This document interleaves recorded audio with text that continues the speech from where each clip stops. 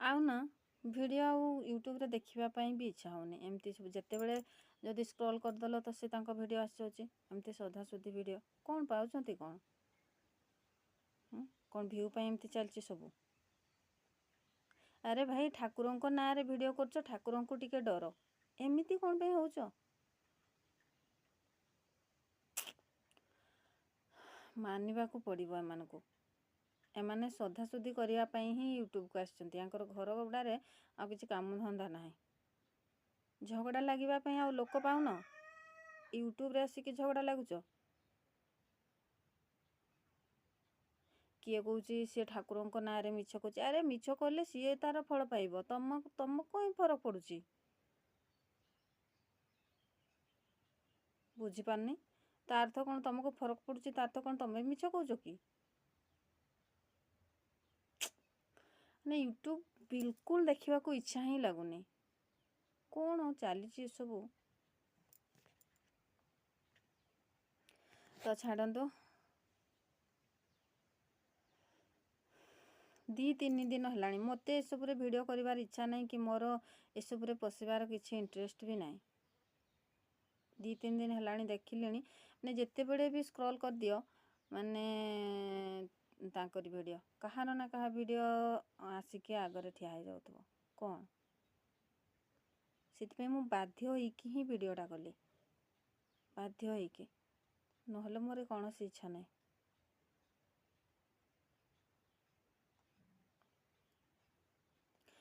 ତ ମୁଁ ଗୋଟେ ଶାଢ଼ୀରେ ଫଲ୍ ଲଗେଇବି, ଆଉ ସେଥିପାଇଁ ମୁଁ ଏଇ ସୂତା ଗୁଡ଼ଉଥିଲି ଯେଉଁ ଆମର ବବିନରେ, ଆଉ ତଳଟା ସିଲେଇ କରିଦେବି, ଯେଉଁଥିପାଇଁ କି ଟିକେ ଫଲ୍ ଲଗେଇବା ପାଇଁ ସୁବିଧା ହେବ। ତ ସାଙ୍ଗମାନେ, ମୁଁ ଶାଢ଼ୀଟାକୁ ସିଲେଇ ନେଇଛି, ଆଉ ଚାଲନ୍ତୁ ଏବେ ଫଲ୍ଟା ଲଗେଇ ନେବା। ଏଇ ଟାଇପ୍ର ଦେଖନ୍ତୁ ସିଲେଇ ଦେଇଛି, ବିଲକୁଲ ବି ଜଣାପଡ଼ୁନି,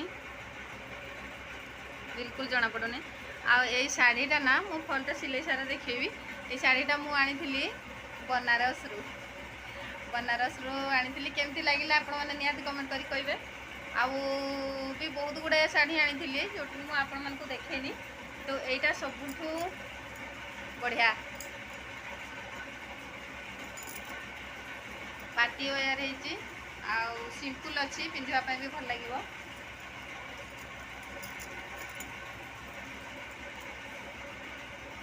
ଏଇଟାକୁ ଏମିତି ସିଲେଇଛି, ହେଲେ କ'ଣ ହେବ ନା, ଫଲ୍ଟା ସିଲେଇ କରିବା ପାଇଁ ସହଜ ହେବ, କିନ୍ତୁ ଖୋଲିବା ପାଇଁ ଚାହିଁଲେ ବିଲକୁଲ ଖୋଲି ପାରିବେନି। ତ ଚାଲନ୍ତୁ ଲଗେଇ ନେବା। ତ ଦେଖନ୍ତୁ, ମୁଁ ମାନେ ସହଜରେ କେମିତି ଫଲ୍ ଲଗେଇବ ସେ କଥା କହୁଛି। ଉପରେ ଫ୍ୟାନ୍ଟା ବୁଲୁଛି, ତ ସେଥିପାଇଁ ଇଏ ମାନେ ଉଡ଼ି ଯାଉଛି। ମୁଁ ଶାଢ଼ୀଟାକୁ ପୁରା ଏମିତି ସିଧା କରି ବିଛେଇ ନେଲି ହେଲା। ତାପରେ ଗୋଟେ ପିଢ଼ା ହେଉ କି ଇଟା ହେଉ, ଆପଣମାନଙ୍କର ଭାରି ଜିନିଷ ଏଇଠି ରଖିଦେବେ। ତାପରେ ସେପଟେ ଗୋଟେ ରଖିଦେବେ, ନହେଲେ ପିଢ଼ାରେ ପୁରା ଟାଇଟ୍ କରି ରଖିନେବେ ଶାଢ଼ୀକୁ ଭଲ ଭାବରେ। ତାପରେ ସିଲେଇ କରିବେ, ଦେଖିବେ ଟିକେ ବି ଲୁଚାଖୁଚା ପଡ଼ିବନି। ତ ଚାଲନ୍ତୁ କରିନେବା। କରିସାରିଲା ପରେ ମୁଁ ଆପଣମାନଙ୍କ ସହିତ ଦେଖାଉଛି। ଦେଖନ୍ତୁ, ଫଲ୍ ଲଗା ସରିଗଲା, ମାତ୍ର ଅଧା ଘଣ୍ଟା ଲାଗିଲା। ଆଉ ଏ ମୁହଁ ପରେ ସିଲେଇ କରିବା, ପୁରା କମ୍ପ୍ଲିଟ୍ ହେଇସାରିଲା ପରେ ଟିକେ ବି ମାନେ ଝୁଲି ନାହିଁ। ସିନ୍ଥେଟିକ୍ ଶାଢ଼ୀ ହେଲେ ବି ଟିକେ ବି ପ୍ରୋବ୍ଲେମ୍ ନାହିଁ। ଦେଖନ୍ତୁ, ଜଣା ବି ପଡ଼ୁନି।